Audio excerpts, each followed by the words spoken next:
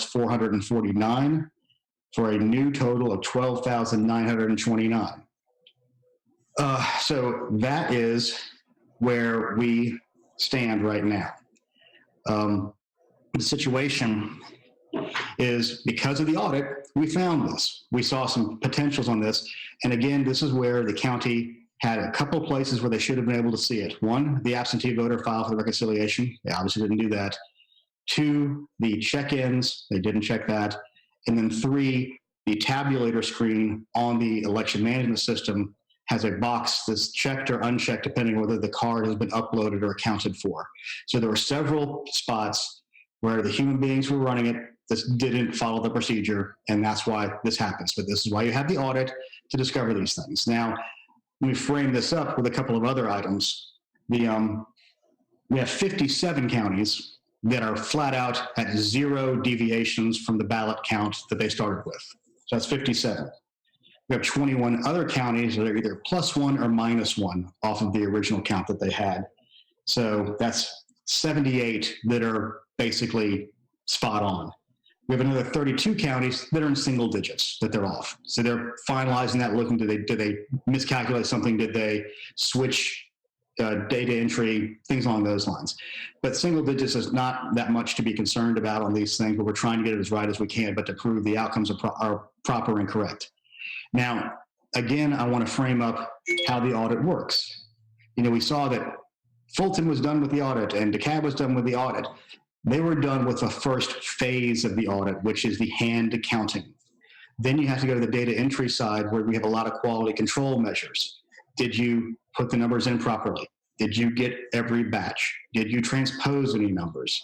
Did you forget to put a number from the tally sheet into the data entry? Now, for larger counties, there's more pieces of paper. It's going to take more time. And again, as we have been saying repeatedly, the human beings that are part of this are the weakest link in the whole system.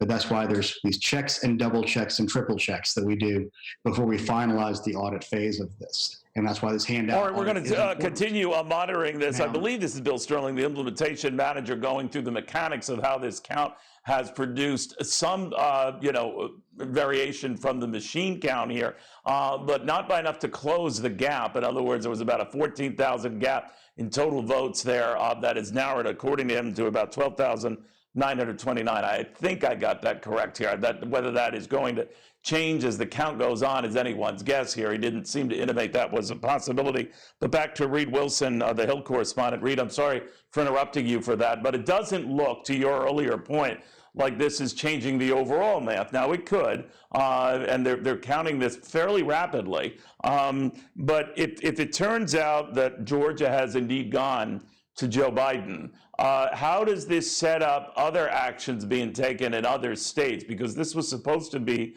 a leaping board to other potential counts, legal arguments, et cetera. Yeah, President Trump's legal team is rapidly running out of options in the main states where they are challenging election results or alleging that something is wrong. They have yet to prove anything in a court of law. And in fact, several of the Trump campaign's lawyers have said to the effect, we are not alleging fraud in some of these cases that are being argued. And in fact, in Pennsylvania, they've had to go through a couple of different legal teams. Now, as I think John Roberts said, we've got Rudy Giuliani who's stepped in to take over for other legal teams that have quit the case. So President Trump's legal options here were always going to be narrow. They are closing off very rapidly as we get towards those certifications that, as you say, are coming in the next days and weeks. You know, there's also that Senate runoff race going on here. There's no count of those, I should stress here. But I'm wondering what the spillover will be on those races, given the president's insistence, and he's absolutely within his legal rights to get the count in and all of that, but to claim fraud and some of the other things he has, is it hurting them or could it hurt them? What's your sense of how things are going there? Well, it certainly could. One thing that the Secretary of State in Georgia, Brad Raffensperger, said earlier today was that there were about 24,000 Republican voters who voted by absentee in the primary and then did not vote in the general election when absentee rules were tighter in November. And, you know, those 24,000 voters, that is the difference between Joe Biden carrying the state by, what did you say, 12,900 and President Trump carrying the state. So if Republican voters are going to sit on the sidelines either because they're depressed that President Trump has lost, or they didn't show, they don't vote by absentee, and then something comes up on election day itself, well, then those two Republican senators are going to have a problem in Georgia. On the Democratic side, I mean, Democrats don't do typically as well in runoff elections as they do in general elections. Back in 2008, there was a runoff after President Obama won. A Republican and a Democrat pretty closely matched together in November, and the Republican went on to win by 17 points. So Democrats have their own challenge in getting their own voters back to the polls, even after they've won the presidency, which will take a little of that sort of immediacy away from the urge to vote.